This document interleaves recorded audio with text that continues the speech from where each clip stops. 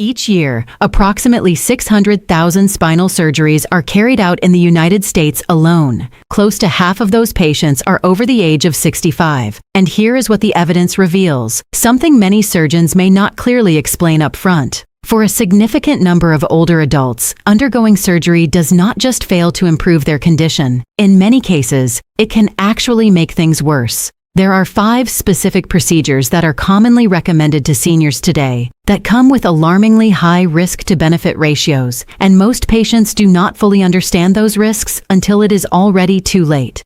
I have reviewed the outcomes, I have studied the research, and I want you to understand what the data truly shows before you or someone close to you agrees to any of these procedures. I'm Dr. Eliza Thomas. And on this channel, we focus on cutting through confusion to provide seniors with clear, evidence-based medical information you can trust. Every week, I examine the latest research so you can make genuinely informed decisions about your health. If that matters to you, consider subscribing so you do not miss what comes next. Now, let's take a closer look at these 5 surgeries, starting with one that is performed more than 450,000 times each year in this country. The first is elective lumbar spinal fusion. If you have been dealing with persistent back pain, there is a strong chance this procedure has already been suggested to you. On the surface, it sounds logical. Stabilize the spine by fusing the affected vertebrae, eliminate movement, and reduce pain. But here is what a major study published in a leading medical journal found after tracking patients for 4 years. The outcomes for spinal fusion in individuals with degenerative spondylolisthesis were not significantly better than those who underwent structured physical therapy combined with targeted pain management. Not significantly better. And for older adults in particular, the potential complications can be severe. These include infections at the surgical site, hardware failure that may require additional operations, and a condition known as adjacent segment disease, where nearby vertebrae begin to deteriorate due to increased mechanical stress.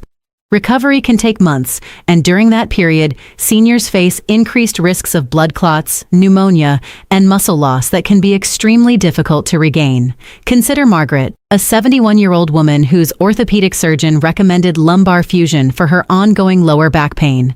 She was active, living independently, and walked her dog every morning. She decided to proceed with the surgery. Within 2 weeks, she developed a wound infection. She then spent 6 weeks in a rehabilitation facility. A full year later, she had still not returned to her previous level of activity, and her pain remained roughly the same as it had been before the procedure. Her surgeon described it as an unfortunate outcome. What Margaret was never told beforehand was that she could have started with a structured program of targeted physical therapy for several weeks. Research shows that outcomes are often comparable, without the need for surgery at all. Before moving forward, I want to ask you something directly. Have you or someone in your family ever been advised to undergo spinal surgery? Share your experience in the comments. I read every response, and your story could help someone else avoid a decision they may later regret. The second procedure is radical prostatectomy for low-grade prostate cancer, and this is especially important for men over 70. One of the largest randomized studies ever conducted on prostate cancer treatment followed more than 1,600 men over a period of 15 years after diagnosis. The findings were striking. Men with low-risk prostate cancer who chose active surveillance had nearly identical survival rates compared to those who underwent surgery or radiation, the same outcomes in terms of survival. However, among the men who had surgery, 30% experienced long-term urinary incontinence, and 66% reported significant erectile dysfunction. These are not minor side effects. These are lasting changes that can significantly impact quality of life. For men over 70 with a low Gleason score, this type of cancer typically progresses very slowly. Statistically, you are far more likely to live with it rather than die from it. This does not mean ignoring the diagnosis. It means carefully monitoring it through regular testing and follow-ups, rather than rushing into a procedure that carries serious and often irreversible consequences. Surgery is not always the most courageous choice. In many cases, careful observation is the more informed, evidence-based approach. Any physician who dismisses active surveillance without fully explaining the long-term data is not providing you with the complete picture. The third procedure is open heart surgery for aortic valve replacement when a less invasive option is already available. Aortic stenosis, which involves narrowing of the heart's main valve, becomes increasingly common with age. For many years, open heart surgery was the only option. That involved opening the chest and using a heart-lung machine. But now, there is a minimally invasive alternative known as transcatheter aortic valve replacement, where a new valve is inserted through a catheter, usually via an artery in the leg. This approach avoids major incisions and significantly reduces recovery time.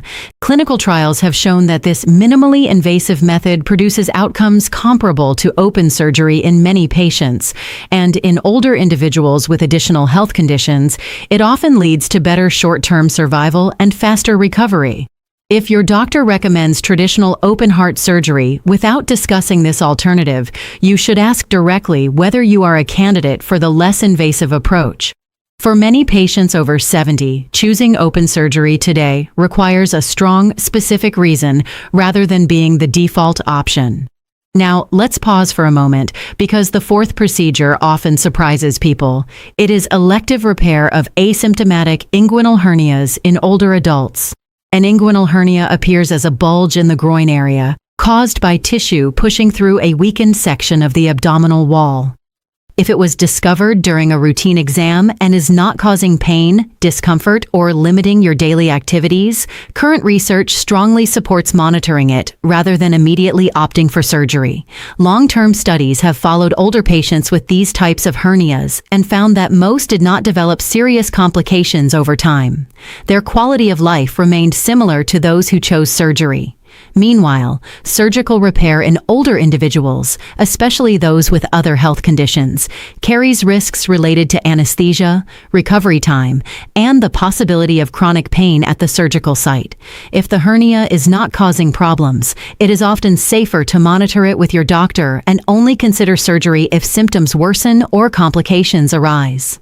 The fifth procedure is elective colon resection for recurrent, uncomplicated diverticulitis. This condition involves inflammation of small pouches in the colon and is quite common in older adults. After multiple episodes, surgery has traditionally been recommended to prevent recurrence. However, more recent research has shown that in cases where the condition remains uncomplicated, surgery does not necessarily lead to better long-term outcomes compared to conservative management. For seniors, especially those with underlying conditions like heart disease or diabetes, colon surgery carries meaningful risks, including infection, leakage at the surgical site, and extended hospital stays. The key distinction here is whether the condition is complicated or uncomplicated. In more severe cases involving abscesses or perforations, surgery may indeed be necessary. But for milder, recurring cases that respond to treatment, rushing into surgery is no longer supported by current evidence. Before agreeing to any elective procedure, there are 3 critical questions you should ask your doctor. First, what does the research show for patients in your specific age group with your particular health profile? Not general statistics, but data that applies directly to you. Second, what are the non-surgical options, and have they been fully explored? This includes physical therapy, medications, lifestyle changes, and careful monitoring. And third, can you seek a second opinion from a specialist at a major medical center? Different physicians may have different perspectives, and getting another opinion is not only reasonable, it is responsible. Keep your medical records organized, including imaging and lab results. Bring a trusted family member with you to appointments whenever possible. Having another person there can help you absorb important information and ask questions you might not think of in the moment. Most importantly, do not allow yourself to be rushed. Elective surgery rarely requires immediate decisions. If you feel pressured, take a step back, ask for time, and gather more information. Always consult your own physician before making any changes to your treatment plan. The information shared here is based on published research and is intended for educational purposes only. If this made you pause and reconsider before agreeing to surgery, share your thoughts. Let others know if you are taking time to review your options or if you plan to discuss these questions with your doctor. Your voice could help someone else make a more informed decision. If you have not already subscribed, consider doing so. Each week, I bring you research-based health information tailored specifically for adults over 60, so you can better understand your options and advocate for your health. In the next video, we will look at 5 commonly prescribed medications that specialists now consider particularly risky for older adults, including one widely used blood pressure drug. You will not want to miss it. This is Dr. Sarah Mitchell. Ask thoughtful questions, take your time, and remember that being informed is your strongest form of self-advocacy.